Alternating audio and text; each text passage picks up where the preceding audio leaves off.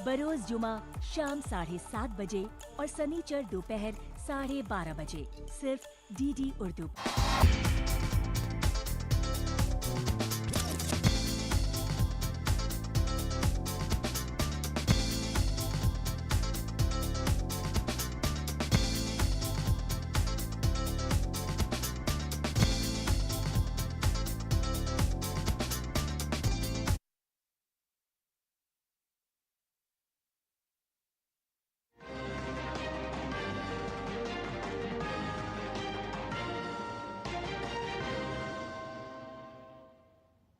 आदाब नाज़रीन, उर्दू खबरों में आप सभी का खैर मक़दम है। नज़र डालते हैं इस वक्त की ख़ास खबरों पर। पीएम मोदी ने की नीति आयोग की 10वीं गवर्निंग काउंसिल की मीटिंग की सदारत। पीएम मोदी ने मुस्तक़बिल के लिए शहरों को तैयार करने की समत में काम करने की ज़रूरत पर दिया जोर। कहा, तरक्की याफ्ता भारत है हर भारतीय का मकसद। अगर मरकज़ और रियासत टीम इंडिया की तरह काम करें तो कोई भी हदफ नामुमकिन नहीं।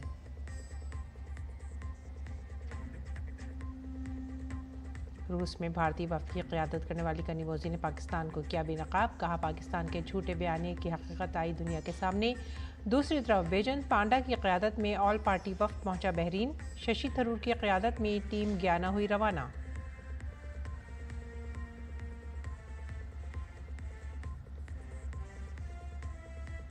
वज़ीर ख़ारजा डॉक्टर जयशंकर ने कहा, दुनिया का कोई मुल्क नहीं करता दहशतगर्दी की हिमायत, हर कोई दहशतगर्दी की करता है मजम्मत। जर्मनी ने दहशतगर्दी के खिलाफ भारत के अपने दिफा के हक़ को किया तस्लीम।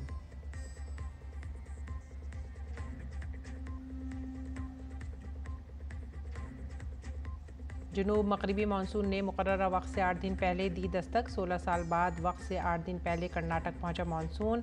केरल, आंध्र प्रदेश और महाराष्ट्र, लक्षद्वीप, माहे और तमिलनाडु में हुई बारिश।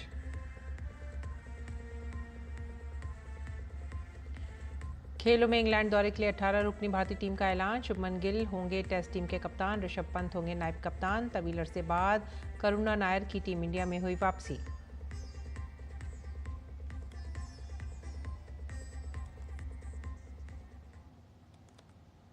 खबरें अब तफसील से। वज़ीर आज़म नरेंद्र मोदी ने नीति आयोग गवर्निंग काउंसिल की 10वीं मीटिंग की सदारत की, जिसका मौजू था तरक्की याफ्ता भारत के लिए तरक्की याफ्ता रियासतें 2047। मीटिंग में वज़ीर आज़म मोदी ने कहा कि भारत में तेज़ी से शहरकारी हो रही है। हमें मुस्तक़बिल के लिए शहरों को तैयार करने का काम करना चाहिए। तरक्की, इख्तियार और पायदारी हमारे शहरों की तरक्की का इंजन होना चाहिए। वज़ीर आज़म ने यह भी कहा कि तरक्की याफ्ता भारत हर भारतीय का मकसद है। जब हर रियासत तरक्की करेगी तो भारत तरक्की करेगा। ये 140 करोड़ शहरियों की आरज़ू है। वज़ीर आज़म ने कहा कि हमें तरक्की की रफ्तार को आगे बढ़ाना होगा। अगर मरकज़ और तमाम रियासतें मिलकर टीम इंडिया की तरह काम करें तो कोई भी मकसद नामुमकिन नहीं है।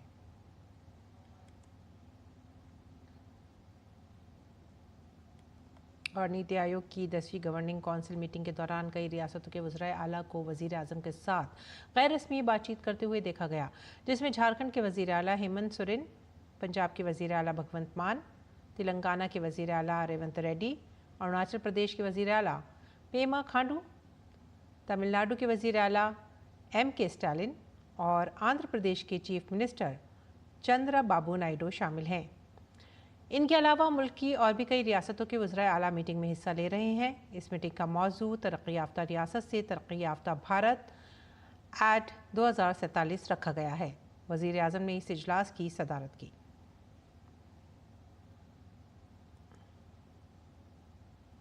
गुजरात ATS ने BSF और भारतीय बहरिया से मुतालिक हसास मालूमात पाकिस्तान भेजने के इल्ज़ाम में सहदेव सिंह गोहल को गिरफ्तार किया है। ATS के मुताबिक मुलजिम ने भारतीय सरहद, बॉर्डर सिक्योरिटी फोर्स और भारतीय बहरिया की सरगर्मियों और इलाकों की तस्वीर और दीगर हसास मालूमात पाकिस्तान भेजी थी। उसने गुजरात के कई सरहदी इलाकों के बारे में भी मालूमात शेयर की थी। पूछगछ के दौरान ये बात भी सामने आई कि सहदेव सिंह उदयती भारद्वाज नामी पाकिस्तानी एजेंट के साथ जून-जुलाई 2023 से राब्ते में था। दोनों के दरमियान व्हाट्सएप पर बातचीत होती थी। ATS ने कहा कि इस मामले की तहकीकात फ़िलहाल जारी है और मुलजिम से मुतालिक तफसीली मालूमात जल्द ही शेयर की जाएंगी। सहदेव सिंह गोहल और पाकिस्तानी एजेंट उदयती भारद्वाज के खिलाफ BNS की दफ़ा 61 और 148 के तहत मुकदमा दर्ज किया गया है। भारत ने पहलगाम दहशतगर्दाना हमले के तनाजुर में दहशतगर्दी की माली मुआवनत से निमटने के लिए पाकिस्तान के खिलाफ कसीरुल जहती इदारे financial action task force FATF को एक नया डोइजर देने की तैयारी की है। ज़राए के मुताबिक भारत FATF से मुतालबा करेगा कि पाकिस्तान को दोबारा मशकूक ममालिक की फहरिस्त यानी ग्रे लिस्ट में डालकर उसके खिलाफ कार्रवाई की जाए। पेरिस में कायम ये तंजीम मनी लॉन्ड्रिंग और दहशतगर्दी की माली मुआवनत पर नज़र रखती है। इसमें भारत समेत 39 ममालिक शामिल हैं। ज़राए का कहना है कि भारत पाकिस्तान को दोबारा ग्रे लिस्ट में डालने के लिए FATF के सामने एक मजबूत केस पेश करेगा। पाकिस्तान अपनी सरजमीन में परवान चढ़ने वाली दहशतगर्दी के खिलाफ कार्रवाई करने में नाकाम रहा है और कसीरुल जहती एजेंसियों से मिलने वाले फंड्स को असलाह और गोला बारूद खरीदने और दहशतगर्दी की हिमायत के लिए इस्तेमाल कर रहा है। ज़राए ने बताया कि अवामी आदाद-ओ-शुमार के मुताबिक पाकिस्तान अपने आम बजट का औसतन 18% दिफाई उमूर और सर्विसेज पर खर्च करता है, जबकि तनाज़ात से मुतासर ममालिक भी इससे बहुत कम खर्च करते हैं। यही नहीं बल्कि 1980 से 2023 तक पाकिस्तान की असलाह की दरामदात में औसतन 20% से ज़्यादा इजाफा हुआ है। ज़राए का कहना है कि भारतीय हुकूमत एक डोइजर तैयार कर रही है जिसे FATF को भेजा जाएगा। इसे अगले मुकम्मल इजलास में, जिसके जून में होने का इम्कान है, पेश किया जा सकता है।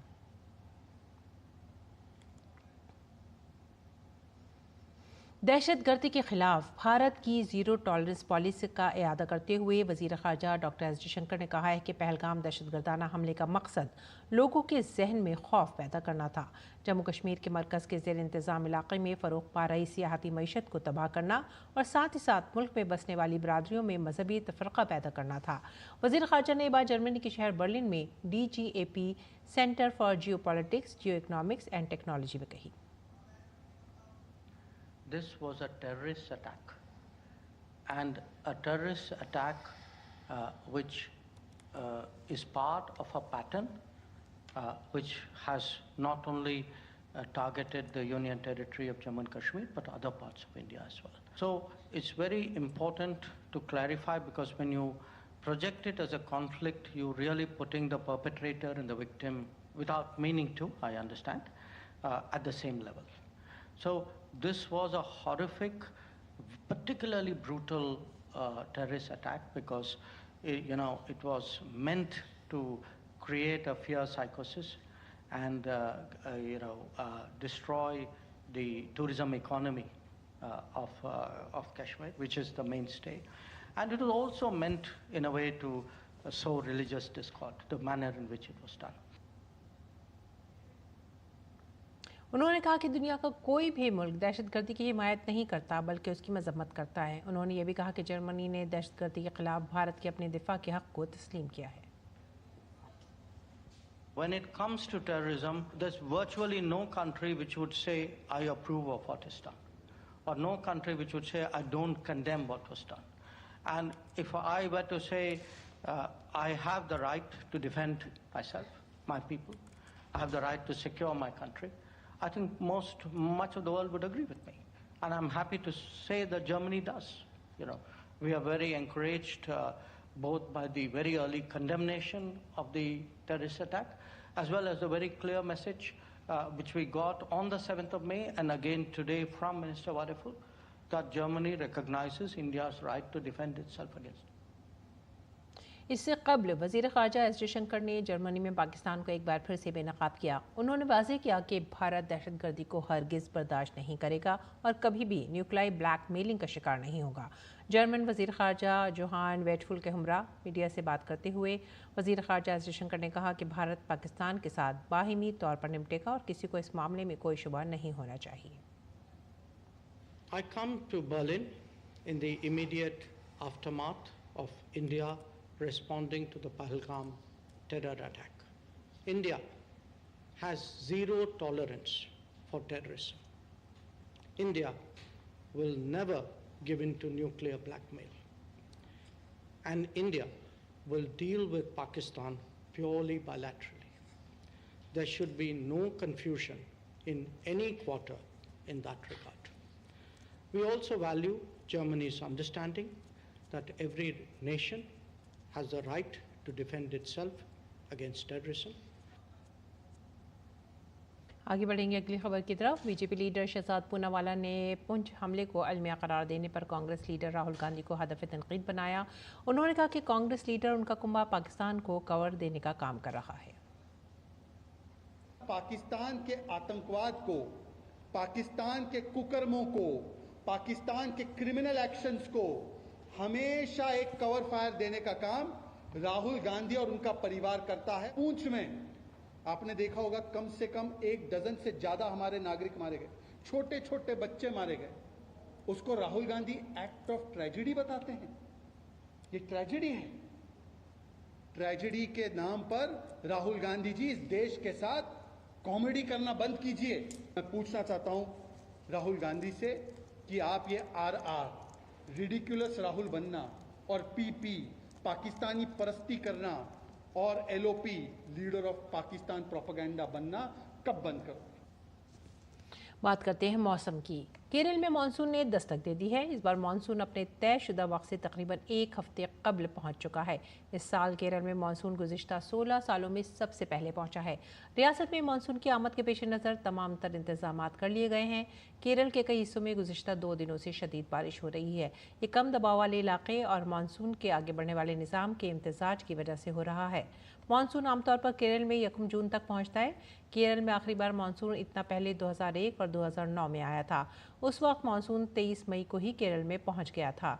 इस दौरान महकमा मौसमियात ने मुल्क की कई रियासतों में बारिश का अलर्ट भी जारी किया है। महकमा मौसमियात के मुताबिक अगले चंद दिनों तक कई रियासतों में मूसलाधार बारिश होने का खदशा है। आज केरल के साथ कोंकण और गोवा, वस्ती महाराष्ट्र, साहिली कर्नाटक और जनूबी अंदरूनी कर्नाटक में बहुत से मकामात पर बहुत ज़्यादा बारिश होने का खदशा है। महकमा मौसमियात ने मुल्क की 3 रियासतों में रेड अलर्ट जारी किया है। कर्नाटक के शुमाल कंटर, उडुपी, जनूबी कंटर, कोडागु, शिवमोगा और चकमगलुरु अजला में शदीद बारिश के लिए रेड अलर्ट जारी किया गया है।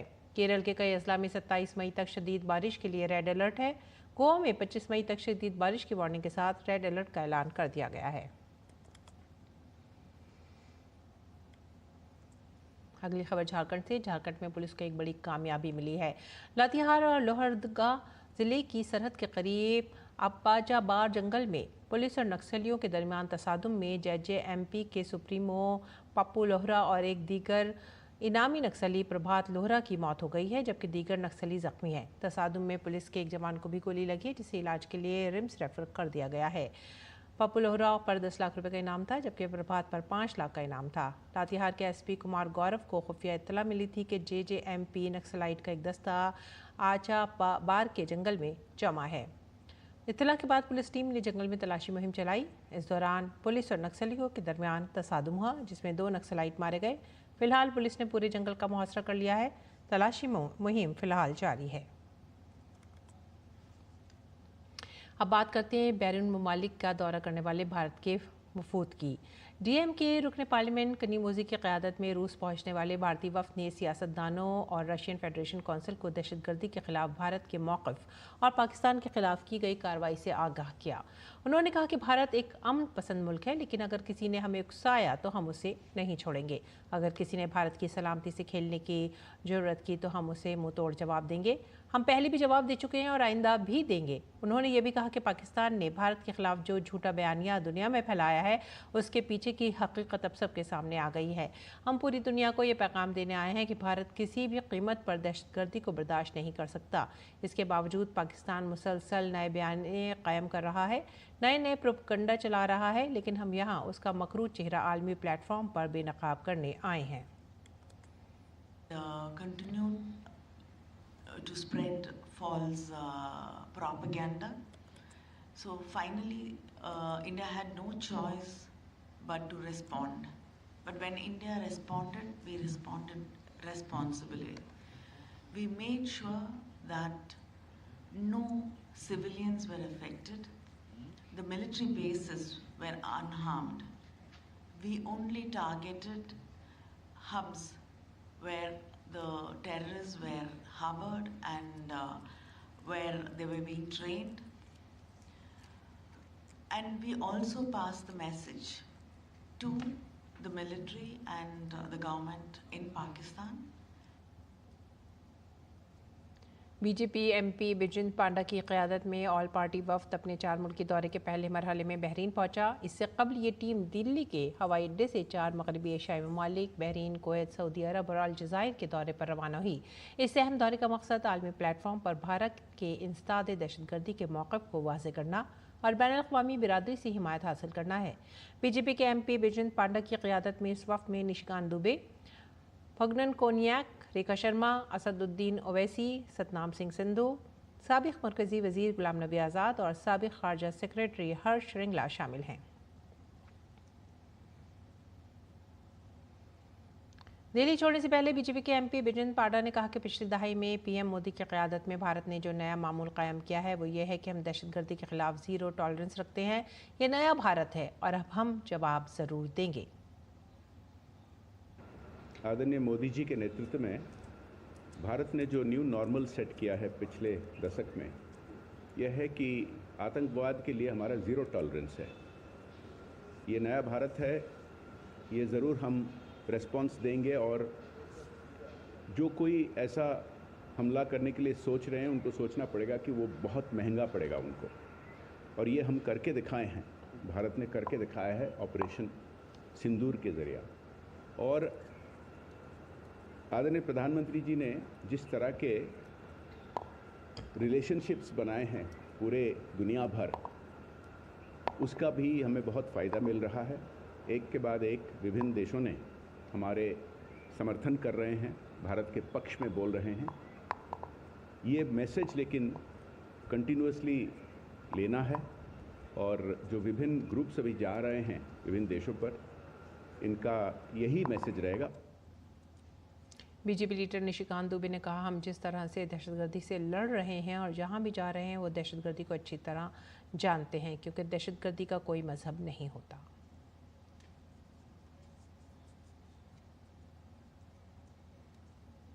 रहे हैं आतंकवाद से, तो इन देशों में जहां हम जा रहे हैं और जो इस्लाम के लिए सबसे महत्वपूर्ण देश है वो सऊदी अरब है, जहां मक्का है, मदीना है,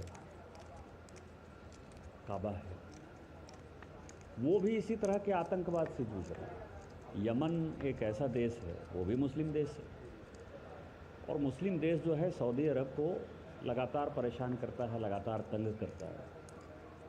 तो उनको आतंकवाद की परिभाषा पता है कि किस तरह से, क्योंकि आतंकवाद का कोई धर्म नहीं होता। पहलगांव की घटना जो है एक अलग घटना है कि पहलगांव में धर्म के आधार पर जो है पहली बार मारा गया, लेकिन जनरली ये माना गया है कि आतंकवाद जो है वो बाउंड्री के बाहर है और धर्म से ऊपर है। ये सारे मुद्दे ऐसे हैं जिसमें कि हम निश्चित तौर पर अपनी बात समझाने में कामयाब होंगे। 78 साल से पाकिस्तान ने हमारे साथ क्या काम किया है, और जब हम लौट के आएंगे तो मुझे लगता है कि माहौल पूरे दुनिया में पाकिस्तान के खिलाफ होगा। AIMIM के सरबराह असदुद्दीन ओवैसी ने कहा कि हमारा पड़ोसी मुल्क पाकिस्तान दहशतगर्द कैंप चला रहा है और उनकी हिमायत कर रहा है। ये दहशतगर्द भारत आकर दहशतगर्दाना कार्रवाइयाँ अंजाम देते हैं। हम उन चारों ममालिक से इन चीज़ों के बारे में बात करेंगे। हम लोग 4 ममालिक, 4 कंट्रीज़ को जा रहे हैं। पहले बहरीन को, उसके बाद कुवैत, फिर किंगडम ऑफ सऊदी अरेबिया और आखिर में अल्जीरिया को।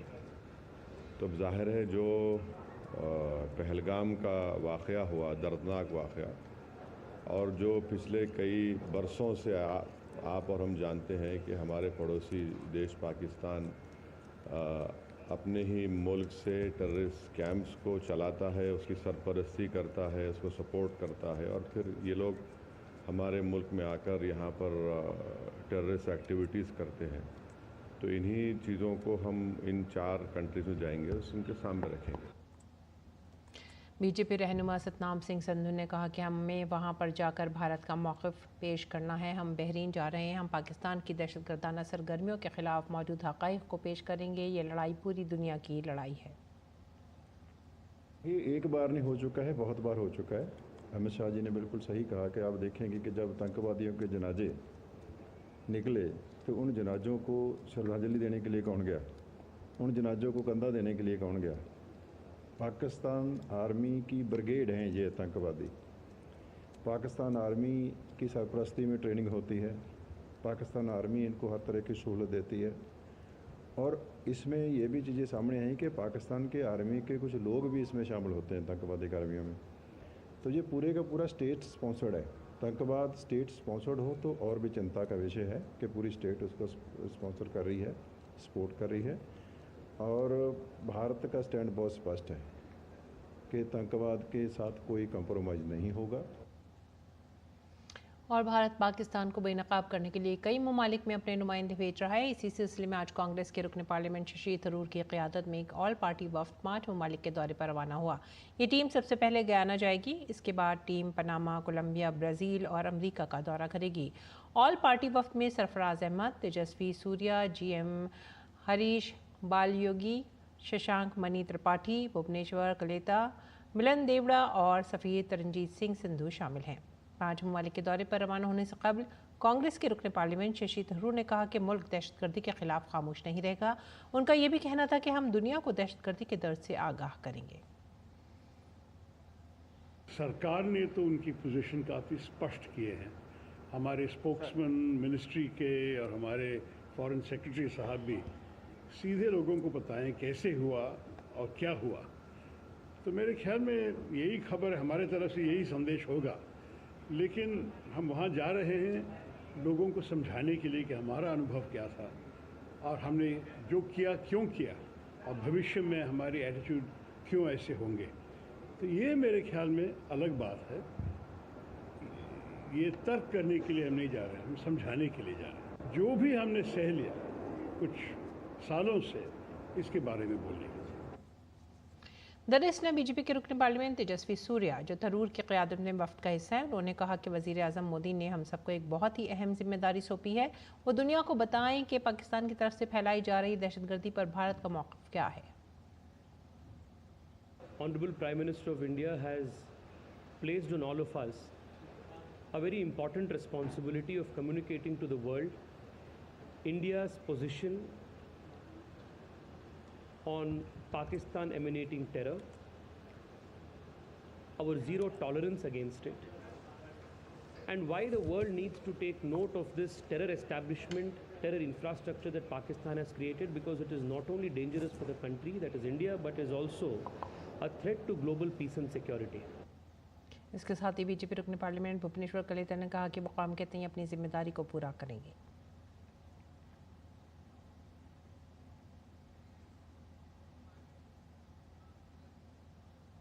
We are going to USA and Latin American countries in the delegation of Indian government, and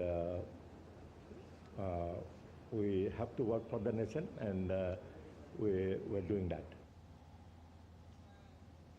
Ukraine और रूस ने कैदियों का अब तक का सबसे बड़ा तबादला किया है। दोनों ममालिक ने 390 फौजियों और शहरियों को एक दूसरे के हवाले किया है। एक हफ्ते कबल तुर्की में होने वाले बराह रास्त मज़ाकरात में तय पाने वाले वाहिद मुआहदे के तहत दोनों ममालिक ने बेलारूस से मुत्तसिल यूक्रेन की सरहद पर 270 फौजी और 120 आम शहरियों को सौंपा। फ़रीक़ैन ने 1000 कैदियों के तबादले पर इत्तफ़ाक़ किया और इस बात की तस्दीक की कि आने वाले दिनों में मज़ीद तबादले किए जाएंगे।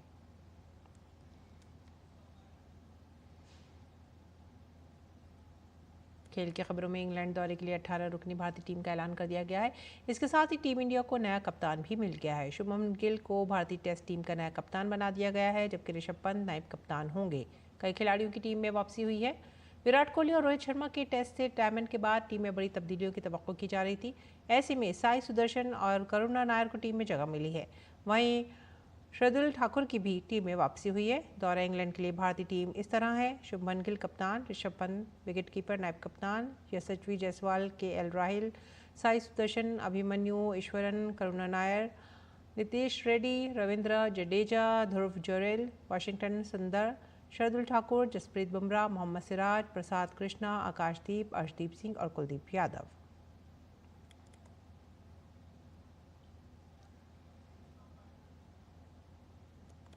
इसी के साथ ही आप हमारी पूरी टीम को दीजिए इजाज़त। आदाब।